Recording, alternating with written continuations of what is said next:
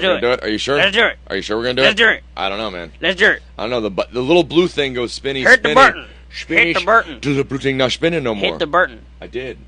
Did you hit the button? I did. Did you hit the button?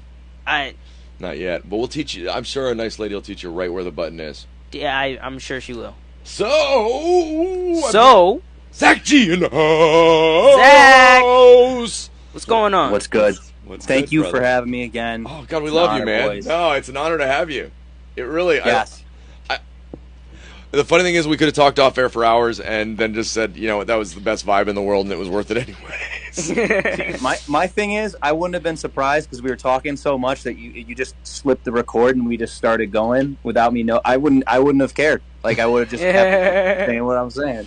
Right. Well, I think that's kind of, and not to get into the selling it all kind of thing, but I think that's kind of what we're trying to do is make a place where people are like, oh, yeah, we talk about really cool things, and actually on a regular basis, Ross and I are like, damn, that would have made a great show, but we quit chasing that. Mm-hmm.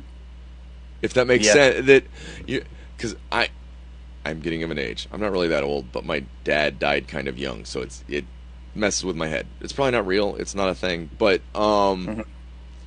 it makes you start thinking about that in a different way. Mm-hmm. Mm-hmm. Yeah. But so you've got a story to tell, sir. I do. I mean, off air. Listen, we were talking about some Mr. Morrell and the Big Steppers, Kendrick. I'm going to see him in August, but so he's been on the top of my mind. Okay. Oh so yeah. I'm super excited for it. Whatever. But that's not the reason. Last night I'm tossing and turning in bed. I don't know, just not just not sleepy. I don't know what's going on. Right. It's about I'm actually starting to fall asleep finally. And I'm like, all right, finally. Then all of a sudden, something hits me when I'm falling asleep, and I wake up instantly, and I'm like, I need to buy Kendrick, Mr. Morrell, and the Big Steppers vinyl right now. I don't know what came over me, but I'm just finally getting over the anxiety to finally go to bed and impulsively wake up. I'm like, I need to do it. I need to do it right now. And I literally went. I don't know what happened. What's the arrival date? So when do you get it? I don't even know. You don't even know. He's like, I didn't even check, dude. I went straight to sleep. I don't know. I felt good, and I felt like I could sleep Kendrick after that. record from China, man. It was weird, man. I think that's this capitalistic society was keeping me up late at night because it was telling me you have to buy this. I played that last year. Okay, so I'm going to give you my version of that yesterday. Okay. So, to my wife's chagrin. Thank you. Perfect. Yes. That was the word I'm looking for, Okay. actually. To my wife's chagrin, Google that. the 55-inch TV in the main room of the home, has been dead for 2 months. It was actually a 58. May it rest in peace. Though we'll see. I may find life in it yet. But so there has been some give and take on replacing the TV. She said she didn't. I might have had one that size in my office as well. That I'm very persnickety about pricing. Anyways, that's where this is going. She last week tried to get me to bid $140 or $150 on a one TV, like a 55-inch. And I was looking around. I had decided I was going to buy used, and I wasn't going to spend over $100. And I negotiated a couple where they fell through in the last couple of months, but I've always been one, don't buy a pig in a poke. Dude, what does that mean? It means if you only have one option, and it doesn't feel right, pass on. So just do the don't buy it because you think you have to have it, unless it's like you have to. Right. Most things are wants, not needs. Right. I think this was I think it was a need because I kept having this thought. It kept popping up in my head. Well, but it may be. I have this vinyl collection, and you know what?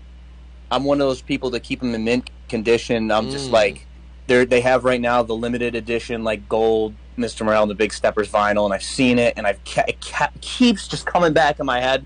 And I said, I gotta get this for my wall just to have it on there. I've listened to this album so much, I think there's a subreddit for that. I think it's r/vinyl or something. Yeah, there is. Where people post their vinyl collections. Are you into Reddit at all? r/vinyl is what Ross is saying. I think it's called r/vinyl. If I remember, it's yep, and they get serious into the where and the what for. It's like all. Yeah. So go ahead. No, I was just gonna say I have to find that R vinyl. I haven't been following that one specifically, but it sounds like I need to. Yeah. Well, so in the end, yesterday I'm like, you know what? She'd been pushing all week about the TV, and I was like, you know what? I'll go look. And what I do is I jump on Craigslist. I have a couple. I always check the free stuff because, man, the cheapest lumber right now is people getting rid of swing sets. You just run over with a Sawzall and take all the lumber. Not with their invitation. I mean, yeah. You don't just pull up and be like, okay, I'm taking your swing set. Oh my Bye. God. At current wood prices, you start hearing about the swing set bandits that in the middle of the night they're grabbing lumber to sell people. Yeah. But no. So I go looking, and I found. Oh, let me think. A 55-inch Samsung. One of, like, the top-of-the-line ones when people were crazy to buy a 55. I mean, it's the picture on this thing is... dude, we're blown away. We had a nice 55 up there. I put that one upstairs. I put the working one upstairs. And took... Dude, the picture on this is so sick, it's not even funny. Then RJ upped his to a... What was it? 37? LG, yeah. In his room. It's a nice TV. And I still have a 32 left over. Total money out the door. Total cash. $80. $80 for 3 TVs. 50 for the 55. And they're not garbage TVs either. Like, well, how did from where? How? Craigslist. You just watch Craigslist. Oh, Craigslist. I go a watching. Rich people. Craigslist is scary though. You gotta be careful. That's all I can say. You know what? I know which neighborhoods to go into, and they're the ones getting rid of the really expensive stuff, anyways. And I've never had any problems. Fair. It was a realization. I delivered sofas for a good period of time, and I've since delivered lots of other things. But went into, did a lot of that kind of stuff. The quality of the items thrown out. I remember a woman that had been fighting with Samsung for over a year because the two brand new top-of-the-line 65-inch TVs that she had just sitting in her, they were still in the box. She was irritated that they hadn't charged her for them. She didn't want them. And why were they still here? And was trying to make sure. I went to go pick them up for Samsung. Now, if you had, I don't know, back then $6,000-7,000 worth of TVs sitting there, and Samsung was saying, no, just keep them. Do you have enough money you would pass on that? I'm like, it came across as one of those moments like, oh, wow. I have to have this. Well, the thing with Sofos was you had people that you delivered to every year. Mm-hmm. Right. Every year. Replacing sofas. Yeah. Putting one out at the curb. Yeah. Every year. Jeez. My buddy had the nicest furniture in his house. I didn't live in my own home, so I didn't take a lot of stuff home. But we'd end up coming back with more furniture than we left it. Is how it felt. Anyway. Shit, that could be a full-time job. Right? Going through these neighborhoods. But we are driven by our need. It's that vinyl to TVs to... We need things, and one of the things we need is music. I think music bypasses all of that, actually. I think 10 minutes in here, we're vibing. We're gearing up to do the music show. So first off, I'm going to play Firstborn. Okay? Awesome. Is there anything you want to say about it before we get going? Yeah, either of you got any heads up for me? So I don't listen to any of it, Zach. This is my first roll through. That's kind of the fun. Yeah, that's dope, man. So Firstborn's off my album, The Awakening Theory, produced by me. I influenced by, and you're going to hear in the production, J. Cole's Middle Child. Right. As well as me just doing my rap thing. Nice. This one is supposed to be about like just that technical fast rap rhyme scheme. I'm not really saying like the craziest, deepest shit on here, but it's more so just like showing off, rapping in your face. Like, yeah, it's more like a show off type track. But yeah, this is Firstborn because I'm the firstborn in my family, and I was here before all these other guys that are coming into new school, and I just feel like I outclassed them, and I wanted to show it on this track. So this is Firstborn. Oh, nice. Okay. That was an amazing intro. We're getting into the song. Give me some Zak G. Thank you. There we go.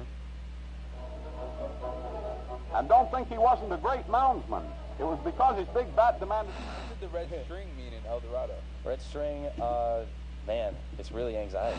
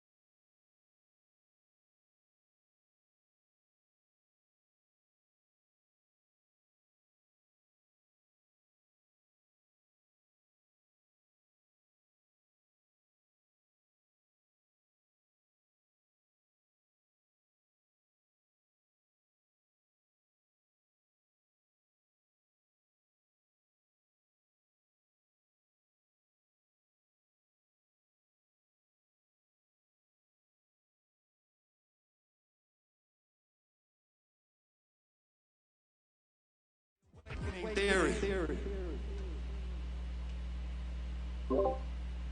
Dude. Wow. That was dope. Dude, that's epic. Dude. What's the length on that thing, bro? How long is it? 4:34. 4 minutes and 34 seconds. dude, it ebbs and flows. There's a tide. It works. Dude, your production game was on point. Fire. You were trying to. You were showing off. You were showing off, and you were showing off, man. Like that. You really did something with that. Because now I get what you were saying before you went. It was like, this is not like, oh my God, I went into. How many words can I fit into it? What am I trying to say lyrically? Lyrically, you say, first off, a ton. I don't mean that by any means. But now I understand what you were saying. That you were enjoying the play of it. Or this is my projection. That it feels very like, oh my God, he's having a great time and he's on the high of it. If that makes sense. Yeah. Yeah. Zach, you there, brother? Zach? That's why I muted myself because I didn't want to talk over the track. Whoops. Yep. No, we're gonna start pushing that button too, actually, so then nobody has to worry about it. It was partway through as we were like, oh crap, we're having this conversation live over the beat, but we didn't mean to. Wow. So let me say about this track. It was honestly, this is the roots of Zak G. Is just that fast rap, that energy, just in your face, just excitement. That's what I do best, and that's the roots of me. And even beyond music, I mean, I've always just been the energy of my family and just being the entertainer here, just making people laugh, whatever. If you go to a show, you'll know that right off the bat. So this is just me, man. What I would say is the actual, and I was trying to say this while I was muted. The time is 4:35 or whatever on YouTube because the music video has the beginning intro part that's a little longer. It's actually 4:20. It's actually 4 minutes and 20 seconds. I see the statement exactly. You're making there. I see what you did there. I know what I'm supposed to do. But I did not mean to, and there's actually 2 songs that are 4 minutes and 20 seconds off the album. But this was one of them, and it just so happened. It wasn't let me cut off 2 seconds to make sure it's 4:20. It was then you're a stoner. But what you do is when it happens, just naturally in the universe, you celebrate it. That's all. Exactly. I mean, then if you make it happen, it's And the thing is, I don't even smoke, but I mean, I am the dope. So that's how I see it. And there you go. I'm the greenest grass, bitches. Yeah, that's it, man. But that's a track that I don't know if you guys I heard you had the YouTube thing, the music video. Did you guys watch it? I have not. I was just listening. I closed my eyes and got down with you. And what I try to do is just let that first experience vibe through me. I love it. I got it from Spotify, so we're playing the music off Spotify so that it'll give you some streams and stuff like that too. Mm-hmm. Are you so you play that one off YouTube? I'm playing it. I'm playing it. No, because I went and got the Spotify links and stuff. It's on the Spotify. Yeah. That way. That was not the Spotify one, I can tell you for sure. I'm going to play Spotify right now. Yeah, it just starts right with the horns. That was definitely YouTube. Okay. That's interesting. Well, shoot. I don't know. I don't know what happened, but I don't know. But I like it either way. I heard the intro. Either way. Okay. So it's either way. I mean, one of the things I was trying to point out is that I often go, okay, people are calling people producers and they're musicians. Mm-hmm. And that so really what you're doing is creating a whole band, a production. You're doing all the pieces that usually 3 or 4 guys would do, minimum, if you take somebody, from any of the other genres, let's say. You had drums and you had a guitar and a bass, and pretty soon you got people. But that what a producer does is represents all of those people. A literal orchestra is at their fingertips. So what I felt a great deal in this was somebody was playing with them buttons and having just a sweet ass time. That on top of what it does for me musically, I wanted to point out, which I noted you pointed out with great fervor at the end as well. Nah, that's why I said you were flexing, and you definitely showed out. It was the producer in me was like, oh my God, this is amazing. This is awesome. I love this. Yeah, thank you, man. So the beginning part, that is actually a sample, the horns you hear right in the beginning, and then in the bridge you'll hear them basically reversed when it's my voice all phalanged and phased and making it this whole surreal experience for that. That's my favorite part. My favorite part is the bridge, just because it's so musical and it's an evolution. Like the bar, like I said, the verses I do. You know what I mean? I do that. I have been doing that. To me, it's not exciting. It's almost not exciting to me anymore. What's really exciting to me about Firstborn is that bridge where I reverse the horns and I just flex on the synths with the horns, and the way they marry together, as well as how I'm singing on that and the effects on my voice. I think it's just, again, it brings you into Zak G's world on that shit. And it took me to New Orleans. I was immediately thought New Orleans brass and funeral celebration. Awesome. So and I wasn't watching anything. Yeah, so that's actually a band from Syracuse, New York, where I'm from. They're called Funky Chicken, and they had this random performance live out in Syracuse where they were playing that, and they posted that little snippet on Instagram. So I DM'd them. I said, "Can I sample this?" I literally ripped that from Instagram audio, like this screen is recorded. The world we're in. Yeah. This is the world we're in. This is the. I took it. Yeah. And think of it, and it ends up, and you asked them, they're like, "Oh hell yeah, right?" They weren't like, "No, yeah." God, imagine a world where that was how music worked. Where you could just talk to each other and make stuff with each other, you know? I mean, we had a guy in Nigeria ask for your stems, wasn't it? Yeah. So Ross has a producer working on some of his stems in Africa. There you go, man. Blows your mind. You know what I mean? Like it befuddles the mind. I feel befuddled. So what you gonna hit me with next? What I got next is War. Anything you want to say about War? So War is the polar opposite of Firstborn in the sense of, I won't say polar opposite. Like the second verse gets a little more like what I do, but this is really focused on the production and the vibe, and it's more of like an experimental pop vibe where I'm singing a lot more on this track, and this is definitely more like philosophical for me, just at war with myself. And kind of just taking on my demons kind of thing. So yeah, this is War, and it's like you heard the synths, and at the end, this is very important to hear the end of Firstborn into War, and there's that bridge where you hear like the synths and you hear like the thunder and the lightning. Like there were some sound effects in the beat if you heard it, but when you come into War, you're going to hear the intro is going to also have those. So it's kind of like. Firstborn continuation, was kind of like it was foreshadowing. It was foreshadowing this song. I love that. The way that they flow on the album is kind of like bringing you into this experience. So you know, you only really get that experience listening to them together. That's my incentive to say listen to the whole album front to back. I don't think we should do it here, but this is War. So yeah. The thing that I write more than I quote unquote rap. I do some spoken word stuff occasionally, or have. But, yeah, chapters in a book that one does lead. Like, I love an album where there's a flow. You know, I mean, I've made Ross promise that he has to thank the Beatles and Pink Floyd when he gets his first Grammy, just because I made him watch so much. It's like, no, it's a thing. It's the beauty of telling the story, weaving Let's it hear together. War. Man, I'm excited. I'm overflowing. Kick my button off and play me some music.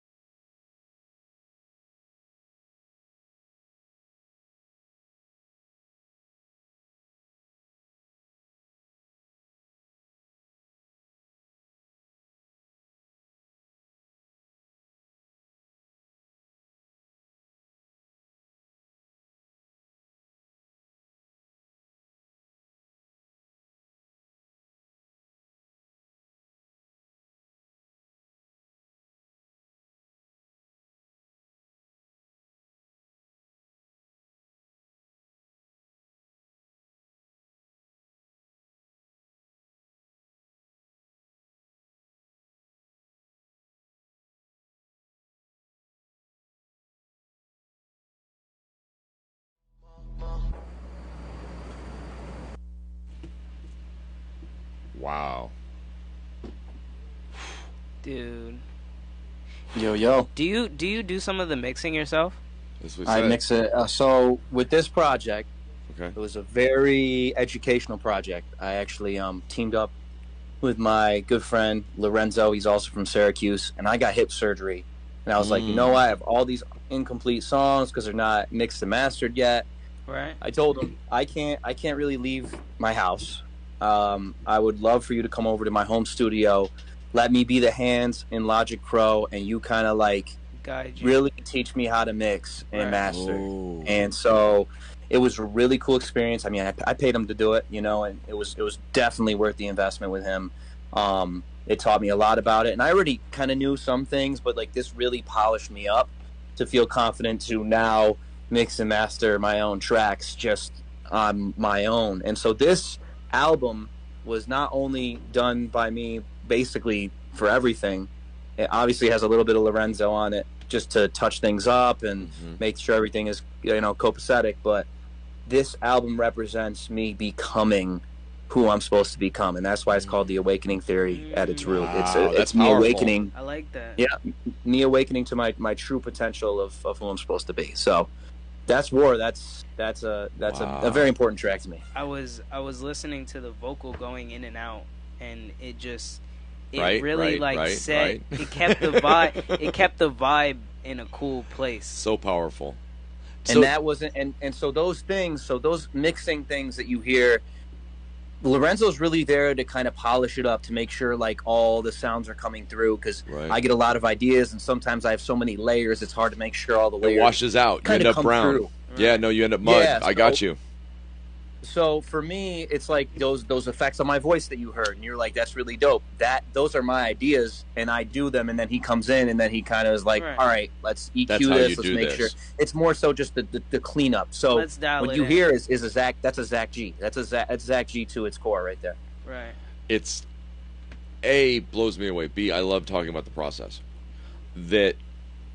So were these both pieces of things that you had to finish up then that were in your, you know, everybody's got a notebook or an iPad or an iPhone or a phone somewhere where they've got a million sort of bits. Is that where a lot of this album came from then? It sounded like you were hinting at that, hey, I have this time, I need to go through this stuff. You're sorry, what are you asking exactly? How do I record? Or well, no, it sounded like you said you had the hip surgery. And then you realized as stationary, it meant it was time to go through it sounded like you had a back catalog you worked through as well. Like going, these are ideas that I haven't really formulated yet, but let me work on them and bring them to fruition.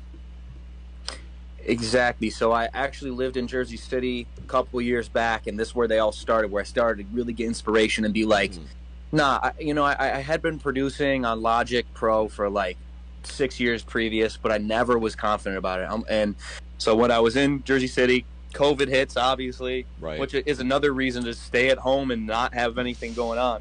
So I was like, all right, let me really hone in and see like what I can do. And that was the beginning of Awakening Theory right there. Oh, wow. And I had a lot of these tracks, like even War I didn't have that second half, but I had that first half to an extent. Some things have switched up in like the restructuring of the track. It came from the inspiration of it sounding cleaner. It wasn't like he was like, oh, you should do this verse this way. It was really just like him showing me how to clean things up that inspired me to then do them. And they were, like I said, most of these tracks were 2 years ago that finally just this past winter when I had my hip surgery, I was like, okay, let's clean these up. And through the cleanup of them inspired me to finish them, to get those bridges, to make them full ideas and songs with themes. And so it makes so much sense to me in the sense that it's similar here is how it felt. I'm like going, okay, I know exactly what you're talking about is what it feels like. I feel very you have, and then these pieces that you're going through that are things that were yours suddenly fall into a place where you're like, oh, I see what that means now. I never thought of those 2 things or 3 things or whatever it is stacking quite that way. And then you go, well, no, Firstborn rolls into War. Man, I had I had a realization when I was like I was writing a song and I was halfway through it and I was like, that's how the album starts. I was like, okay, cool. I just got to keep writing. Right. I just I got so excited because I was like, I figured out a piece. And sometimes it's like it's the development of figuring out a piece. That's that so really true. Turns into the click moment. The whole thing, you know? I'm telling you, like, the click structuring boom. song, like picking the song order is such a important thing for me. Like, it really inspires. Like I said, I'm starting to pick song orders before songs are even done. If I don't have a complete idea, that's Ross all like, day. No, we have complete albums where we know exactly what they're called. We know exactly what kind of songs go on them, and we know exactly how we want to release them. Exactly, but I haven't made the songs yet. I've made some of them, but you know, gotta keep writing, gotta keep recording. You know.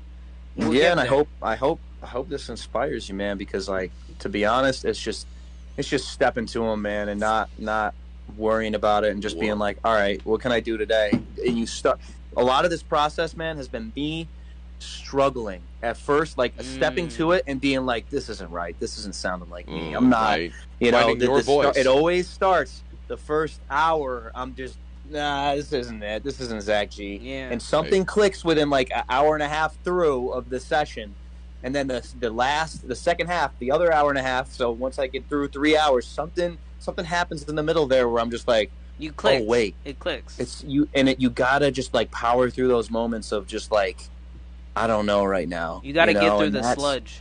I have a trick for fixing that seems to work regularly in studio with artists. I have a trick to like get interesting. Well, A, I believe cannabis is medicinal, but B, that you think of the stupidest thing you can, and you say type beat. Okay, pick a cartoon, pick something from your childhood, play a few of those, and just freestyle on them. Forget you exist. Be a kid. Like, access the part that has nothing to do with what you're doing, but is existing in that same space.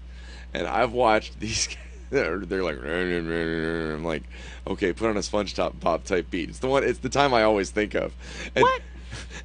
We made a whole song called "What." It was just us babbling and stuff. Can you play What? Do you have the ability? Not right this minute. I have the ability, but not right this minute. We gotta get through this. We gotta, yeah. What? Well, next up. Oh yeah, she's right. What's the deal on this one? I feel that. Damn, there's a story there, brother.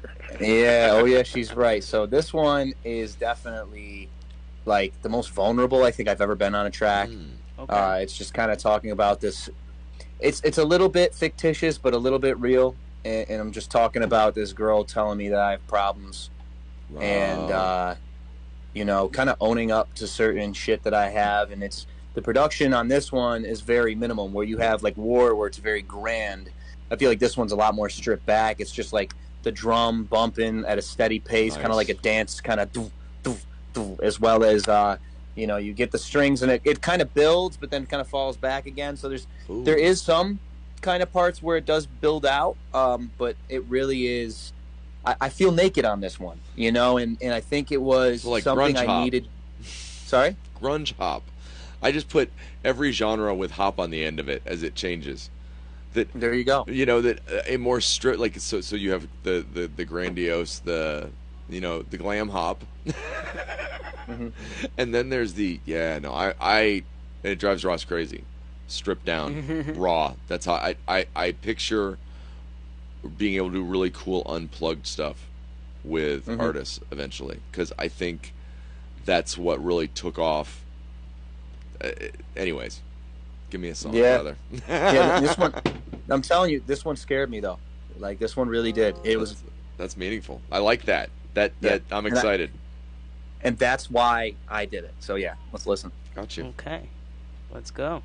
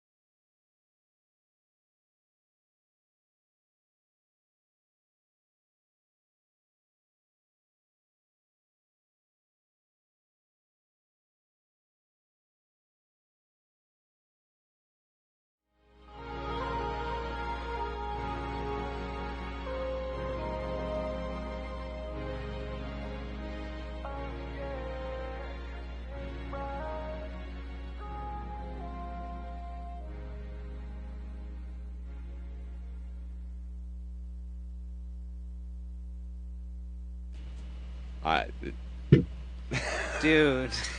Damn. So, do you want me to speak right off the top of that? Yeah, go with it, brother. What's on your mind? Talk to me about it. So, that song's kind of me being stuck in this circle of just being a slut. I'll be honest. I'll say it right off the bat. It's like get that. No, I relate. Me not being able to commit to a woman, and not feeling like I'm good enough to commit to a woman, and she's saying I got problems, and I know, and I love it when they say you got problems, and you're like, duh, okay, duh. You too. Next question. I'm like, yeah, and that's the thing is that like and obviously, the woman that I'm speaking to, I don't know, I'm still trying to figure that out. If it's like an ex, if it's like a girl, I feel like it's just kind of like. I'm speaking to this girl, any girl right now that like I really like, and I'm just like I don't know if I can commit, kind of thing, right? Now's not the and moment. So throughout this, I say, and the most important part is the end of that second verse when I say, "Yeah, I like that." Fall right back. I fall back into, my problems with just like, not being able to commit, and just having good times that ultimately turn into me not being able to commit to someone that I really do love, right? And so then the hook happens again. Oh yeah, she's right, I've got problems. Right after I say I fall right back, so I fall right back into my problems. And then after that, like you hear kind of the beat kind of go, and then it goes, and then it's like something about reversing shit. Like I told you in Firstborn, I reversed the horns on the bridge. On the outro of Oh Yeah, She's Right, I just reversed the strings, and that's what made this beautiful outro. And to me, that was me breaking the cycle. And it literally says nothing. It's like a Kanye Runaway thing, right? Where it's just my voice kind of singing auto-tuned with the strings, kind of the cinematic moment. And to me, it's just like breaking free of like these shackles that I put on myself of like staying in these this habitual circle thing that goes on in my life, and so it's very, very important track to me. And like I said, it's as vulnerable as it gets, and so I that's why I was like scared to put it out, but that's exactly why I feel like the most vulnerable person you can tell, or the most vulnerable thing you can tell a person is not right now. Like, and in my opinion, when you put that on a song, it's as scary as possible because you don't know what that response is going to be of, right? Hey, I like you, but I can't do this right now because I'm fucked up. I'm messed up. And I bet it's great for picking up one night stands at the club, though. I bet if you get on stage and sing about the fact you don't want any commitment, there's a line. Probably. Exactly. Be honest with us, Zach. This is working well for you. I take it. It could, you little slut. I heard. I believe the exact words you were. I'm a bit of a slut. which I okay for the record. No judgment, man. No judgment. I resonate with that. I love. Listen, I love. We'll tell stories off the air. Let me use it a little more classy. I love the female energy. You know what I'm saying? And so it can be very. If there's any drug in the world that's like, can take me out of this world, is that. So, this is just saying like. But I can't lose. I can't lose my world right now. Right. Yeah, and I think that outro is so important because it's like I want to be able to have control over that and self-control, and being able to have power over that side of me that can be a little wild.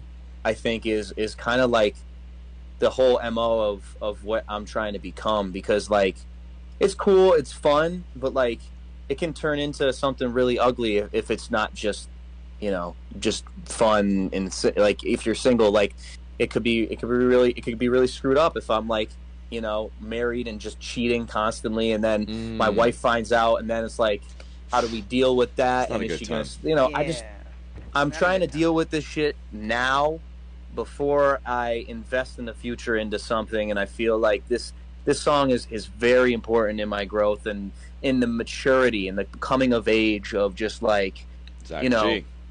Yeah. That being a caterpillar is cool, but butterflies can fucking fly.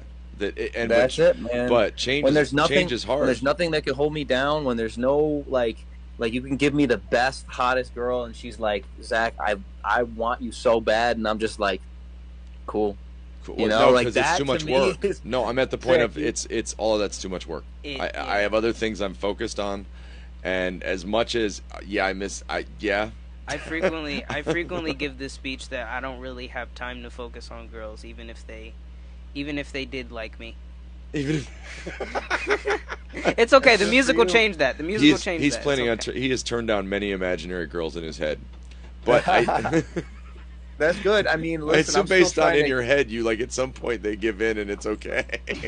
No, and see, that's the thing is I'm still trying to get to that point where I'm like able to be like blase. You know what I mean? Right. And I don't want to act like, oh, I have all these girls knocking my doorstep. I really don't. I don't. I actually relate to what you're saying. I know exactly what you mean.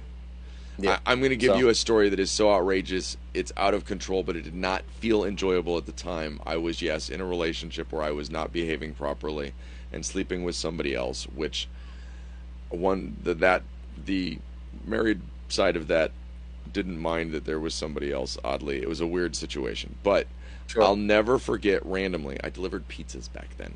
I was in my 20s and very pretty. About your age, actually. I'm not as pretty anymore. I'm 51. But I was out delivering pie, and these two MILFs like drinking wine, and they're like, well, why don't you come back after you deliver pizzas? And I remember driving away going, no, I already have 2 women crying in this town. I can't do more right now. Yeah. But in general, it wasn't it would, women are like, they come in bursts. Yeah, there's none, and then after a while, there's a couple of them, and you're like, what? What just happened? The running trope is, if you take off your ring, like, oh, I'm gonna go pick up women, then no one's interested. Yeah. Yeah. You put on your ring, like, oh, okay. Oh, he's married. Because they don't want a commitment either. That way, they can know they can have a one night stand, and ain't nobody gonna tromp on. It's a weird world. We all want the same thing. We like the nookie. The nookie releases good stuff in our heads. Women and men like nookie. We need to figure out a way where nookie's just a nookie thing. Because I like the nookie, but I don't like the drama that goes with the nookie. Fair. You got me another song, brother? Okay. Yeah. I'll be honest. Pick one. Pick one? Okay. We're at about an hour. I know it takes a minute. It's just because I gush. You got okay. 2? Go for it. I've got 2, but get them both. I've got You Feel It 2.5 and Glisten. Which one do you want? So let's do You Feel It 2.5 because it literally piggybacks off, oh yeah, she's right. This is the outro track to The Awakening Theory. It's also 4 minutes and 20 seconds long. Ironically, I have 2 songs off the album that are that. And this is kind of back to that Firstborn energy, going back to where I started at the end of the whole thing, just kind of a poetic way of just being like, this is still who I am. I'm not denying who I am. And to me, this has a lot. This is like probably the most lyrical depth song I have on the whole thing. Right. This definitely needs more listens to really get what I'm saying. And this is just me just triumphing, I think, at the end, just being like, I've made it and here I am, and let's go forth. Can I say something about how you represent yourself lyrically? You sound less comfortable in it or more like it's a chore. And I have found each track so far lyrically amazing because you're not afraid of negative space. Facts. That what it hits me with is the 80s electronic vibe. That if you don't have a keytar somewhere around there, you really ought to get one because you'd look funny on stage with a keytar just kind of blasting away on your. That'd be you might have just like inspired something that would look. It would look so badass. It would look so cool. Can you imagine rappers up there, guitar? They were such an 80s thing. Oh my god. And you'd see the dude, the new wave dude bopping his head, and he'd have like the craziest friggin' hair. And I ran so far away. Oh fuck. Well, these keytars are really expensive, but I'll find something. We'll go on the look for a keytar because that would be badass. Yeah. I'm going to start practicing on a keytar for the rest of my life now because of this podcast. So there you go. Like, every time I come out here, I gotta bring my keytar from Matt and Ross. You know, it just sounds so country. Keytar, yeah. That was the oddest part of it. So you had these goofy new wave guys and their keytar. It just didn't even. Dude, the 80s were weird. Oh, dude, I'm about to get weird on them after that. But, yo, Yeah, this is. Go ahead, let's hear it. I want you to hear this. Let's do it. All right, here we go.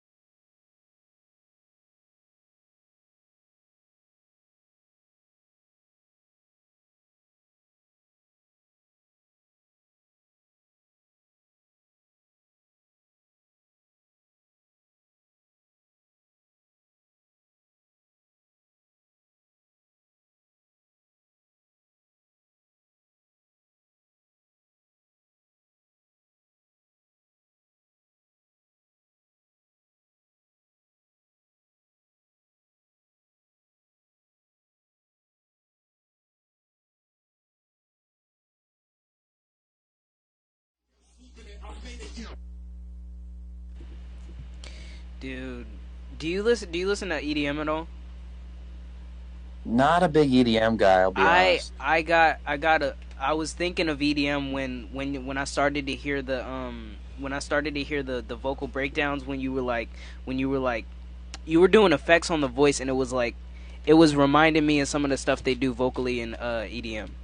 It was reminding me a lot of original 80s crew stuff. When I hear like voice stuff where it's like, you want to go wiki wiki wiki again? Like that kind of thing. I love that. I literally am going through a list of people in my head that I'm like, well, I want to set you up with Reggie, because there's something about, you've got an old school feel to your music, Zach. It's like old school and new school at the same time. Yeah, it's like a beautiful. I like it. I love that you said that, because my whole entire, even before this project, I was like, 4 years ago, talk about manifestation. I was like, I want to just take this new school sound and take the old school sound, not sound old, but not sound. I just want this perfect marriage, this blend that's just totally unique to me. And I feel like that's why I love this project, is because I feel like I did that. I feel like that song hit that. Like I was feeling it all the way through, and that solidified it at the end. That I was okay. So I kept noticing production choices, and some of the production choices you're making are ones that DJs could pull off with records. Yeah. So that let's play it backwards. And then you actually hit real scratches on the last one. That I have that, and they're epic. It gives me the vibe that you could definitely dance to it at a party, because like there are certain parts where it's like it's just instrumental and it's playing and you just want to dance. Like at least I felt like I wanted to dance like to it. That's awesome, man. I mean, what I do is I close my eyes and I bop. Yeah. And anybody out there watching, if the head's bopping, that's a good sign. Yeah. You know what? Have I ever been in the position where it's not bopping? Yeah, but I still smile. And trust me, today, no, I'm blown away, bro. I'm literally. Yeah. And the funny thing is, and people get confused when I speak corporate, but I'm not at all. It's so on brand with what we're doing that when I hear little pieces where you talk about brotherhood and I'm here to help people, and I'm like all the things. You said everybody's the same or something like that. You had yeah. I said, sit. Everybody wants to sit at my seat, see if I bleed the same blood, but we are the same dog. And me, I'm just trying to keep peace. And it's just that bar is just about unity. It's just about forgetting about all these things that we're different. And you're putting me on a pedestal. Don't even do that, because if you decided to really hone in and focus down, like you could do what I do. You just haven't figured out and become self-aware enough, but you could if you really wanted to. I'll tell you what. That's kind of my message. Listen to MLK or Flavor Flav, back episodes of ours. What we talk about is the fact that assuming you know something because you're putting somebody on a pedestal or in the gutter, isn't meaningful. That you look at Flavor Flav and nobody talks about the fact that he plays 15 instruments. He actually is. I didn't even know that. He was the real musician in the group. No, I did not know that at all. I just thought he was just the personality guy to like. Shyest motherfucker in the group, had to be fake. Yeah. You start doing that math and you're like, oh snap. Dude had to wear a mask every day because he didn't want nobody to see his ass. Or a helmet or whatever, or a clock. And when you think about MLK, we put him on above human ability pedestal. Yeah. Look into it. He was a guy. And for the record, that song about having trouble committing to ladies was his issue. Yeah, that song was dead on with this human person that stood up in the arena and did something. No different than you or me that really resonates hard with me. It's one of those you're like, whoa, whoa. So, you know what? I'm blown away. Well, what would? Thank you, man. If you were wanting to plug something, what would you plug, brother? Are we done here? Well, for you know what? Almost. I'm going to wrap it up. We're at about an hour, and then we've got Dosed coming in at 4. So we'll have Dosed on from 4 to 5. Got you. We wanted to. Go ahead. Go ahead. I really wanted to show you guys Glisten, but that's all right. Go for it. Just give it to me. Okay, I can do it. Let's get the encore in. Get it. Come on. Let's get it. Let's go. Let's glisten a little bit. Zak G. Do you want to play it, or do you want me to just? Yeah, I'm gonna really quickly. I think he's playing it. I got you. What would you intro? What would you say? Just want to say that this track was made in 2019. So this track was made in 2019. This is the song that I feel like it still sticks around with me. It's not even a part of the Awakening Theory, but it's like the most important track to me of just like staying outside of my mind and not overthink shit. And when I step outside, I glisten. It's like glistening light, obviously, when you step outside of your house and it's shining, and also like step outside of your mind. So that's kind of the meaning of this track, and it means everything to me. So, a little energy, I like it. Let's hear it. Yeah.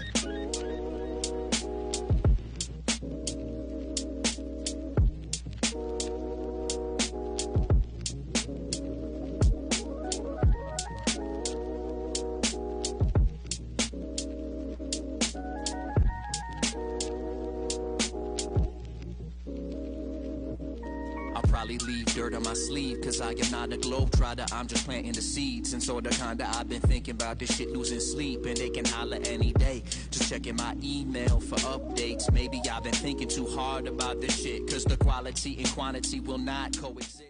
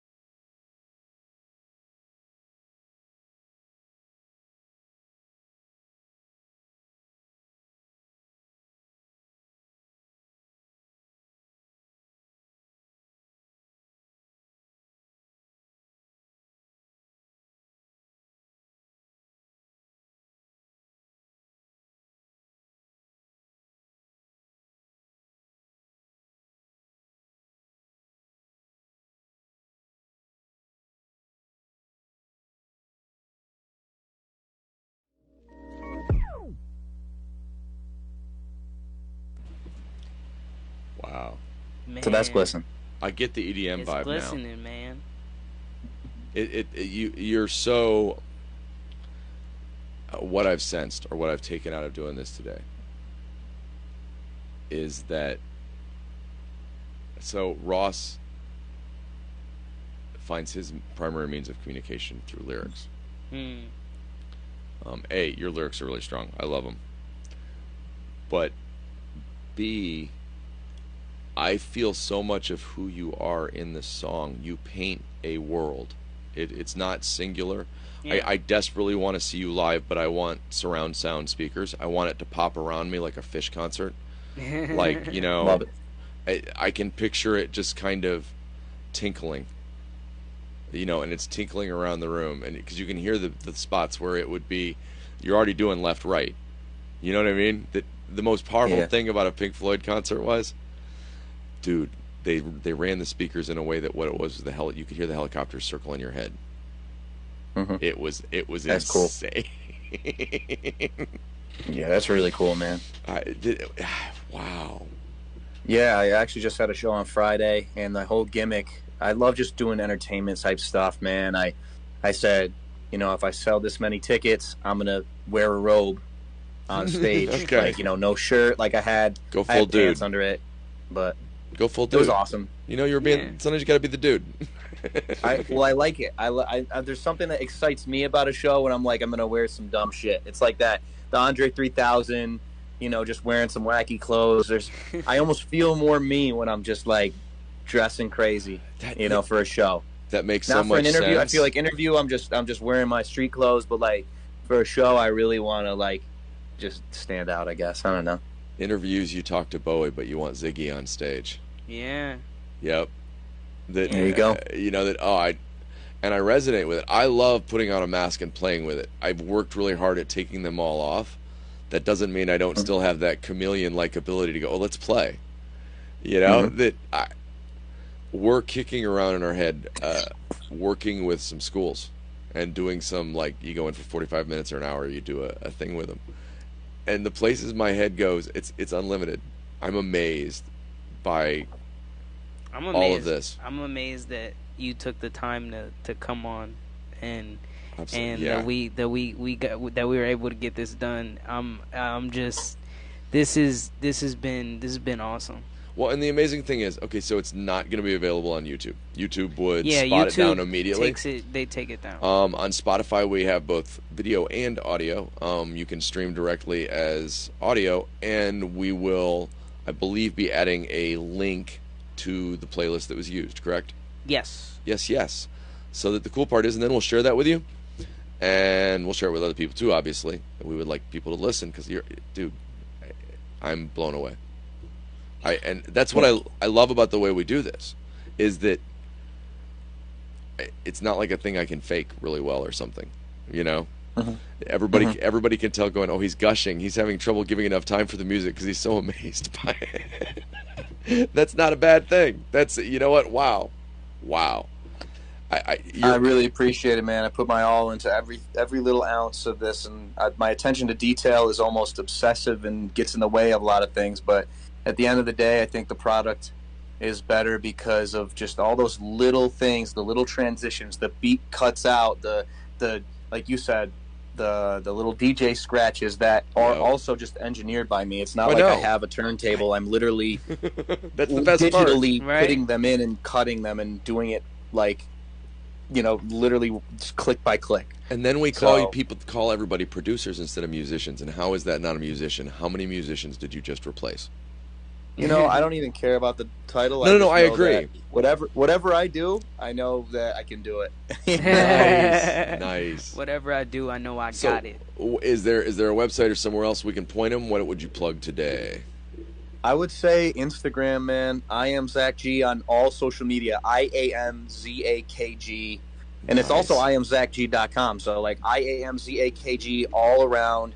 If you're looking at me on streaming, it's ZAK space G. You know, so I am Zak G or Zak G. You can literally just Google me, or you can find me on social media, or you can just stream me at ZAK space G. And yeah, man, nice. I'm out here. You know, tap in, talk to me. I love just conversation and voice message me on DM. You know, anything. So, would you be interested in doing a show maybe with a couple other people sometime soon, where we just sat around and talked about influences? Okay, dude. Of course. Yeah. You know, just this is a random thought of mine. This is not about it. Okay. Ross, like, we haven't talked about... I thought we were about to talk about it. I know, but I get more ideas, and I have an idea for another show. But maybe just a monthly get-together around table and talk about... We're so used to scheduling everything weekly. I think a monthly show, if we could get people lined up to go, hey, let's talk about our influences. If we do it on the Spotify side, we can even play influences, and then they get some money out of it. Yeah. Anyways... I obviously, dude, I feel your energy. I feel blessed. I really do. Every time, wow, you bring the heat, brother. You bring yourself, and that's more meaningful to me than anything else in the world. You know, I think that's the winning formula, is being yourself and being confident in that. You know, not faking it, not trying to impress, just like impressing because you are who you are. That's what Zak G stands for, and what I hope the message that gets across to younger generations and just everybody, you know, not even younger generations, even older farts, Exactly. You know what? Talking to the masses. With that, Zak G, hang on the line. We'll be here. We're not gonna just like kick you off or something, but I am gonna switch over and drop us. We're gonna say bye. You gonna say bye? Bye. Bye. Have a good time. We'll be back in about 15 minutes. Yeah. Did I lose you? No, we're right here. We're good. Do. Can you hear me the whole time? Yep. Yeah, we can still hear you. Interesting, because I lost you because again I had a friend call me and then I couldn't hear anything, so I was like, oh. Okay. Yeah, we said bye to the live stream. Can you tell me when it switches on yours instead of on mine? I couldn't have it up because of it doesn't mute automatically, so I didn't want it to. Hang on. So what did we think?